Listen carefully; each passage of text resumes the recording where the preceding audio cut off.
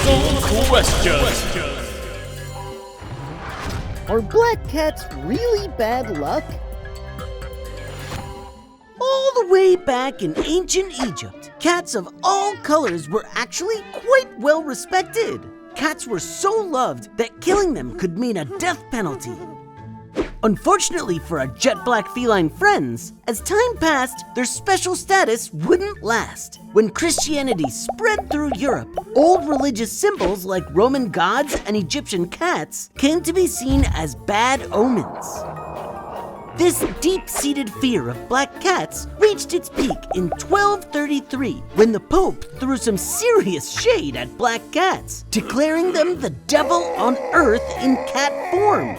Eager, ill-informed Christians took the Pope's words and literally ran with them. They started rounding up cats all across Europe and burning them alive. This totally terrifying, totally cruel punishment for our feline friends even led to almost complete extinction of cats in some parts of Europe at the time. But people still weren't done bad-mouthing black cats just yet.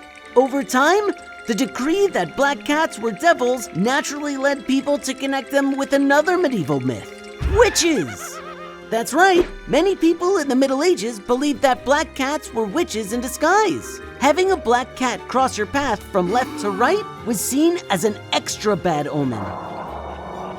By the time of the famous Salem witch trials of 1692, just owning a black cat was enough to get you credibly accused of being a witch.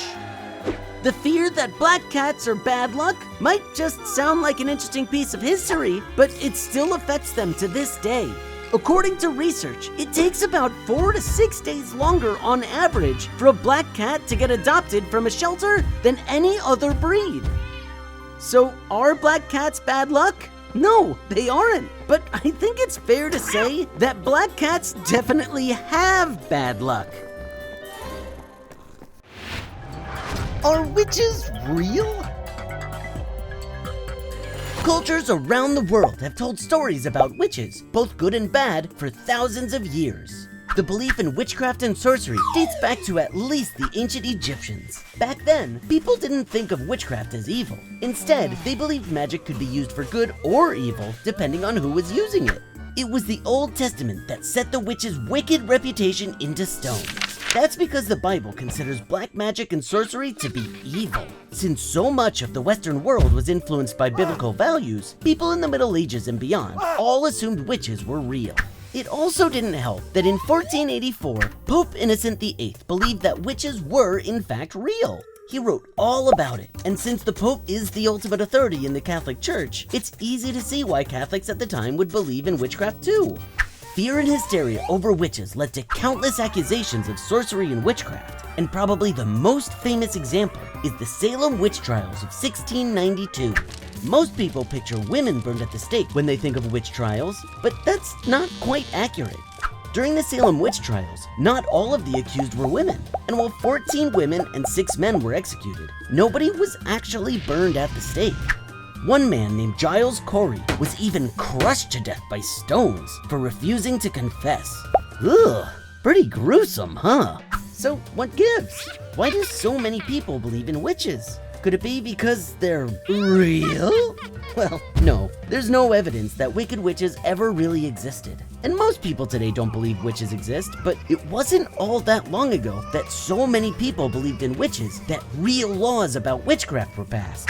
That's right, in 1735, the English government actually passed a law called the Witchcraft Act that made it illegal for someone to accuse another person of witchcraft. So this Halloween, remember, no matter how spooky your night gets, you can rest assured there's no real witches in the shadows, just moms who like the trick more than the treat.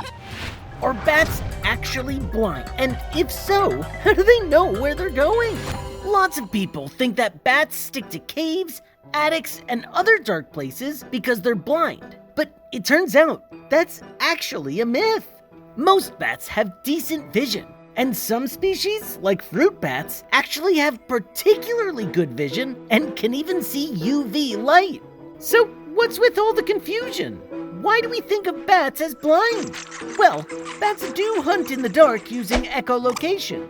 They make small sounds that bounce off whatever's around them. How long it takes a sound to bounce back tells the bat how close it is. So that really means that bats navigate at night by hearing what's around them instead of seeing it. But it doesn't mean they're blind. In fact, lots of fruit bats never use echolocation at all and use their good vision to find fruit and flower nectar to drink. Even when bats fly around in the dark of night, experts believe that most of them use a combination of what they can see with their eyes and what they can hear using their echolocation. So, while bats definitely spend enough time lurking in dark caves to earn their blood-curdling reputation, it turns out they're not quite as menacing as they seem. You see, blindness isn't the only common myth about bats. For starters, they rarely drink blood. There are well over 1,000 different species of bat, and only 3 known to drink blood. Most eat insects, flowers, or fruit, and pose no danger to people. In fact, we should be happy to have them. Bats can eat hundreds, even thousands of mosquitoes in an hour, eat other insects that damage crops, and even help pollinate certain species of fruit. So next time you see a bat, try not to freak out and take a second to appreciate one of the strangest mammals on Earth. Then get out of there as fast as you can.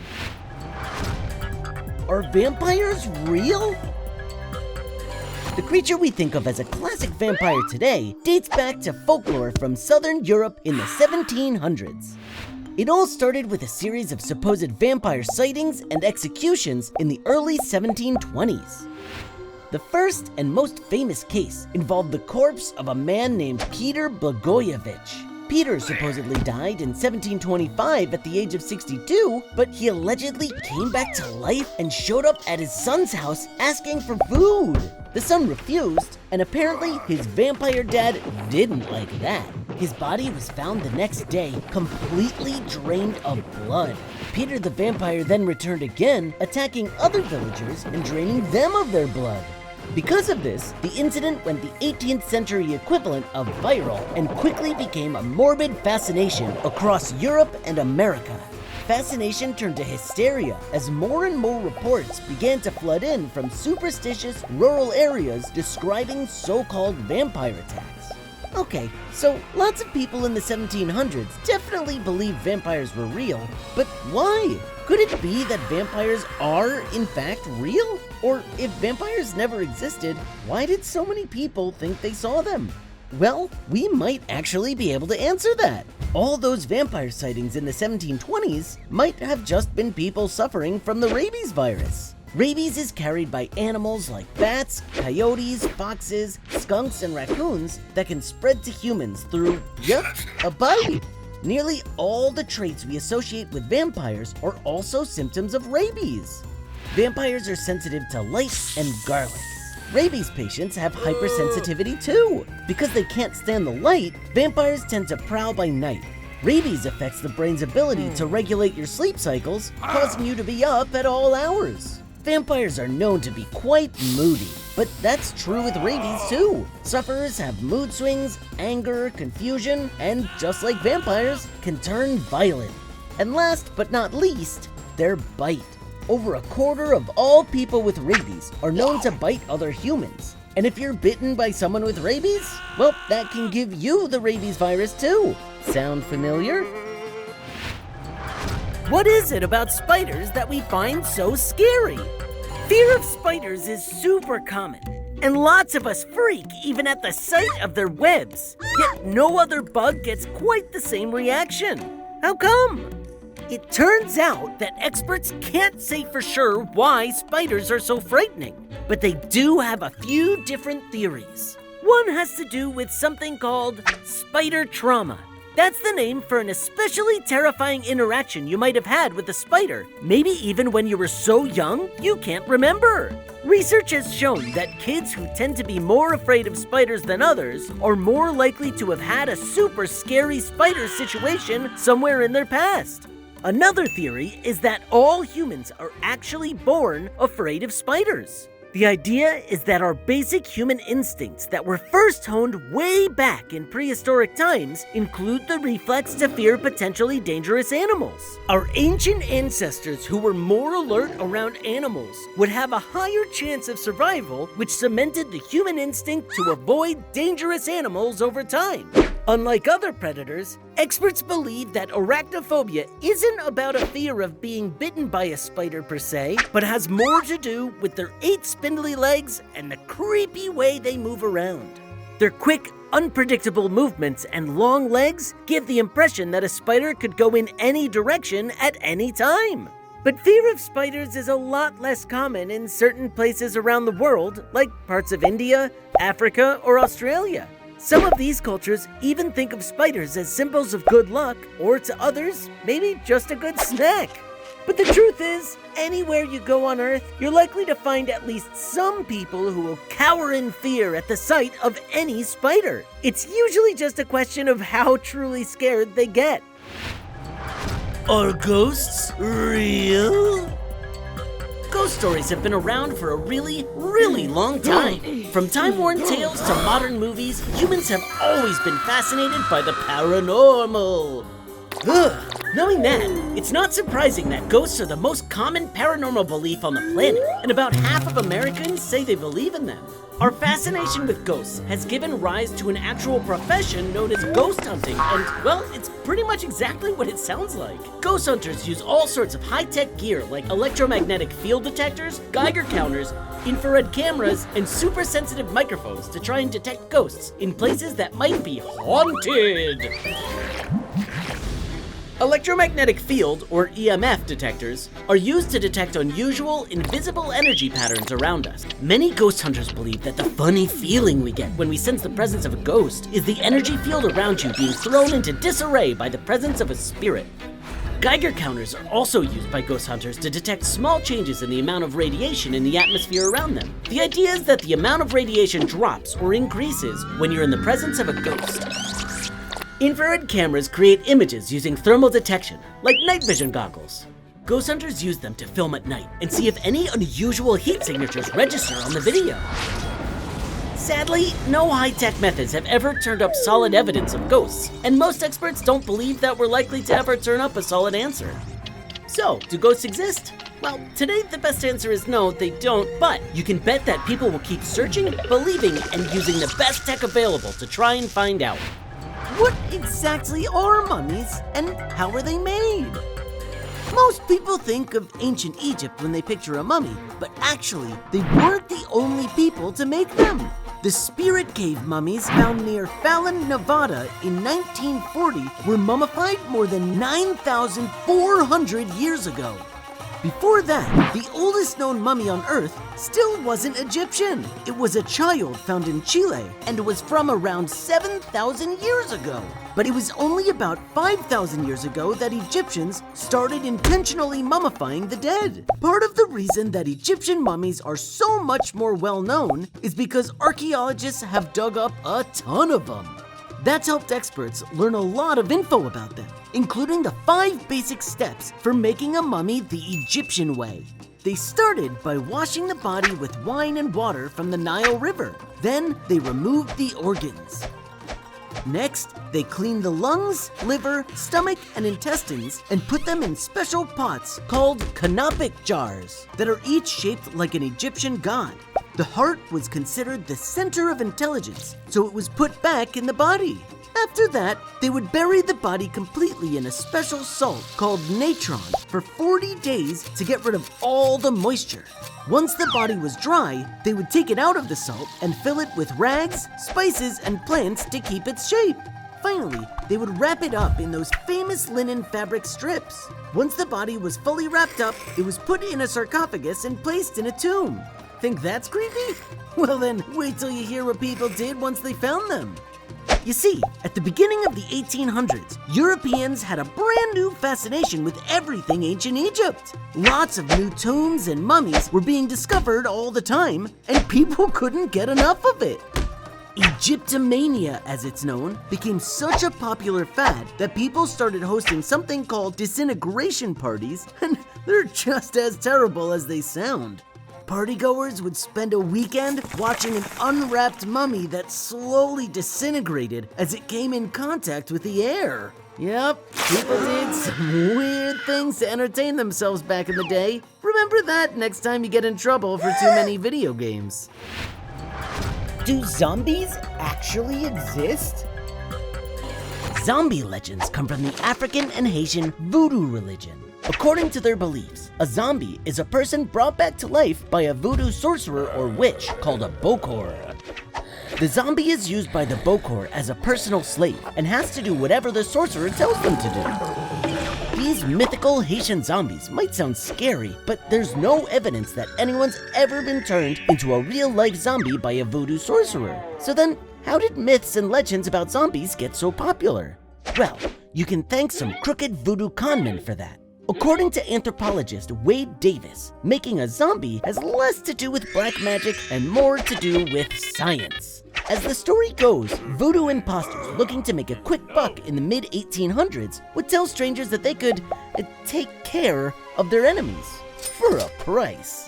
When a rich person with a grudge would agree to the deal, the imposters would use a secret Haitian voodoo recipe for a toxic powder made out of the flesh of a pufferfish. The imposter would walk past their unsuspecting victim on the street and blow the toxic powder in their face. The victim's heartbeat dropped so low, so fast, that people would assume they were dead. Once the poor victim was buried in a graveyard, the fake bokors would dig up the bodies in the dead of night. After a day or two, the toxins from the powder would wear off, and the victims would come to. The only problem? Days of oxygen deprivation left them brain dead. The imposter would then release their brain-dead victims into the streets of the city.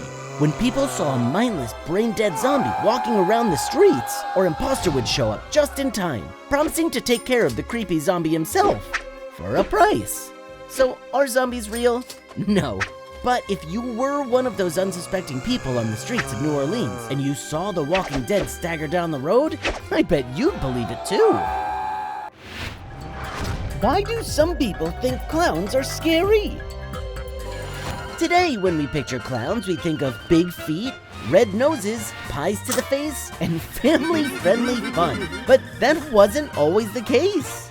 Clowns evolved out of the tradition started by medieval court jesters. Jesters often wore silly, colorful costumes and got laughs by acting like a clumsy fool and making jokes at the king's expense. They were usually the only people in the entire kingdom who could make fun of the king or queen straight to their faces, but only if the jokes are good. If they got laughs from the royal court, they got to keep on jesting. But if they weren't laughing, well, then the jester might not be so lucky. That made the job of jester a fun but potentially deadly one from the start, and added a scary undercurrent to every joke a court jester told. During the Renaissance, court jesters evolved into harlequins, which are clown-like characters from Italian plays that wear strange, colorful costumes, masks, and like to cause trouble. Back then, clowns weren't exactly PG, but all that started to change during Victorian England. Victorian clowns evolved to be fun and whimsical. They even became the opening act before plays, tossing candy and other sweets to children in the first few rows. It wasn't until the late 1800s that modern-day clowns, called a circus clown, became popular. Unlike the court jesters and harlequins that came before them, circus clowns ditched the mischief and started performing mainly for children instead of adults. Okay, so part of the reason clowns are so scary is because of their nerve-wracking past, but if clowns are family-friendly fun today, why are we still so scared? Well, that has to do with something called the notion of the uncanny. That's when something like, say, a face is almost recognizable as normal, but something is just a little bit off about it. A clown's makeup distorts facial features, like the mouth, to make them extra big and silly. It can make clowns look playful and fun, but it can also make them uncanny and freaky. So, if you're afraid of clowns, just steer clear of the circus and relax knowing your fear is backed up by science. Why do bats hang upside down? Bats are nocturnal creatures, which means they sleep all day and stay up all night. While most of life on Earth is sleeping, bats blindly glide through the sky using echolocation, finding insects and small animals to eat. As the sun starts to rise, bats pack it in and look for a place to sleep. They search for dark, shady spots where they can hide while they sleep. Caves, rock crevices, attics, trees, and the nooks and crannies found high up on buildings. But why? Do bats hang upside down just to be extra creepy? Or is there actually a good reason? There's a few reasons for it. First off, it leaves them in the best position for takeoff. You see, bats can't launch into the air from the ground like most birds. Their wings aren't strong enough for takeoff, and their back legs are too weak to get a running start. Instead, bats climb up high and fall into their flight. So sleeping upside down lets them fly away instantly if they need to escape danger. Hanging upside down also helps bats hide. While bats sleep, most other animals are awake and hunting. So without a good hiding spot, they would be easy prey. Groups of bats tend to huddle together in dark, secluded spots where no animal will find them. And since they're the only flying animal who hangs upside down, they don't have to battle birds for prime hanging spots. Okay, so that's why bats like to hang upside down all the time, but how? Wouldn't their talons get tired and blood rush to their heads from hanging around for so long? After all, as humans, if we hang upside down for even a minute or two, blood rushes to our heads and the muscles holding us up start to strain. But bats have it different. They've evolved to sleep upside down just as easily as we sleep on our backs. That's because the tendons in a bat's talons that close their claw is attached to their upper body. So when they hang, the weight of their upper body automatically pulls their talon closed, locking them in place. In fact, it works so well that bats who die hanging upside down will stay that way until something knocks it free. So if you thought bats hanging in dark corners was creepy enough, just be glad they're still alive.